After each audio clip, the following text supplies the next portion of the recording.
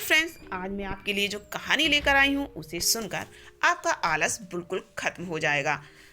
तो कहानी का नाम मैं नहीं बता रही हूँ, इसलिए कमेंट करके आप इस कहानी का नाम जरूर बताइएगा। एक छोटे से गांव में राकेश नाम का एक युवक रहता था। राकेश की उम्र 25 साल थी और वह देखने में समझदार और होशियार था। लेकिन एक समस्या थी, वह हमेशा ही आलस में रहता था। उसका दिन बस सोने, खाने और थोड़ा बहुत कामकाज में ही कट जाता था समय। जब भी उसे कोई काम सौंपा जाता तो वह उसे टालने की कोशिश में रहता था। उसका मानना था कि जब तक उसे कोई काम की जरूरत नहीं है तब तक वह मेहनत क्यों करे। गांव के लोग राकेश की स्थिति को समझते थे, लेकिन वे उससे कुछ ज्यादा उम्मीद भी नहीं रखते थे। वे मानते थे कि राकेश का जीवन ऐसे ही कटेगा, क्योंकि आलस के चलते कोई भी अपना सपना पूरा नहीं कर सकता। राकेश के माता पिता भी चिंतित रहते थे, लेकिन उन्होंने कभी उसे सीधे तौर पर न समझाया, क्योंकि उन्हें लगता था कि यह राकेश का स्वभाव है और वह इसे नहीं बदल पाएंगे। एक दिन राकेश अपने दोस्तों के साथ बगीचे में बैठा हुआ था। तभी गांव के बुजुर्ग और ज्ञानवान पंडित शंकराचार्य जी बगीचे में आए।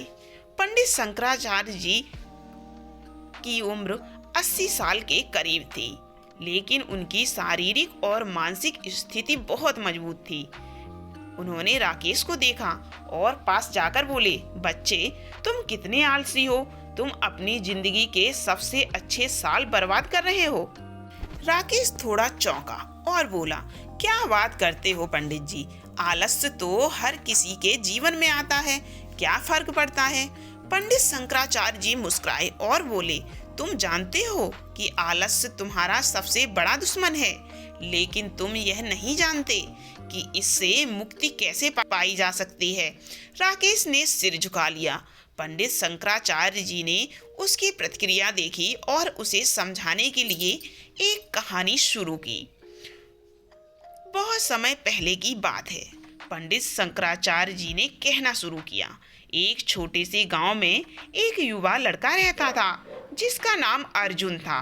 अर्जुन बहुत ही मेहनती और साहसी था, लेकिन उसमें एक कमी थी, वह बहुत आलसी था। उसे हमेशा लगता था कि मेहनत करने से ज़्यादा अच्छा है आराम करना और समय नष्ट करना। अर्जुन के पास एक विशेष ज्ञान था, वह हर काम को तात्कालिक रूप से छोड़ देता और उसकी जगह आराम करना पसंद करता था। इस आलस्य के कारण वह कभी किसी काम में सफल नहीं हो सका। एक दिन वह जंगल में घूमने गया और एक पुराने बाबा से मिला। बाबा ने उसे देखा और पूछा, बच्चे, तुम इतने आलसी क्यों हो। अर्जुन ने कहा, मैं थक गया हूँ, मुझे आराम की आवश्यकता है। बाबा मुस्कुराए और बोले, तो तुम जानते हो आराम का सही समय वह है। क्या तुम मेहनत कर चुके हो, लेकिन आलस्य का कोई सही समय नहीं होता। बाबा ने अर्जुन को एक मंत्र दिया, जो काम आज करना है उसे कल पर मत छोड़ो, जो कल का काम है उसे आज ना करो। अर्जुन ने इस मंत्र को अपने जीवन में लागू किया और धीरे धीरे उसकी आलस्य की आदत चली गई। उसने एक नया रास्ता अपनाया और उस रास्ते पर चलते हुए सफलता की ऊंचाइयों को छू लिया। पंडित शंकराचार्य की कहानी ने राकेश के मन में हलचल मचा दी। वह सोचने लगा, क्या मैं भी उसी अर्जुन की तरह तो नहीं हूँ। क्या मुझे भी आलस्य के कारण अपनी जिंदगी खोने का डर नहीं है। उस दिन के बाद राकेश ने ठान लिया कि वह अब अपनी आदतों में बदलाव लाएगा। उसने सुबह जल्दी उठने और एक निश्चित समय पर काम करने की आदत डाली।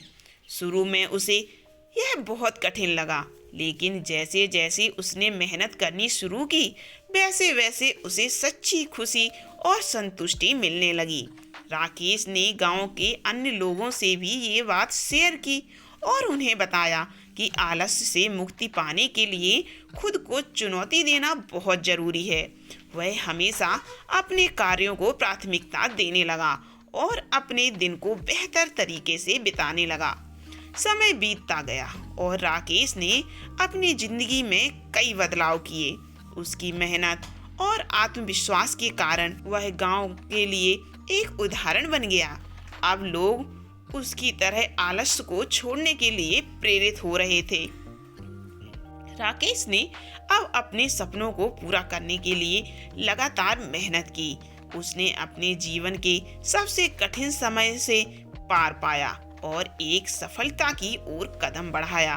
धीरे धीरे वह उस आलसी युवक से एक प्रेरणा स्रोत बन गया, जिसने अपनी मेहनत और संघर्ष से सबको दिखा दिया कि आलस्य को छोड़कर ही हम अपने जीवन को बेहतर बना सकते हैं। राकेश की यह यात्रा हमें भी कुछ न कुछ सिखाती है कि आलस्य सिर्फ समय की बर्बादी नहीं होती, बल्कि यह हमारी सफलता और आत्मविश्वास के मार्ग में सबसे बड़ी बाधा होती है। अगर हम अपने जीवन के आलस्य को जीवन से बाहर कर दें तो हम किसी भी कठिनाई का सामना आसानी से कर सकते हैं और अपने सपनों को पूरा कर सकते हैं। तो कैसी लगी आपको कहानी जरूर बताइए और कमेंट करके इस कहानी का नाम जरूर बताइए।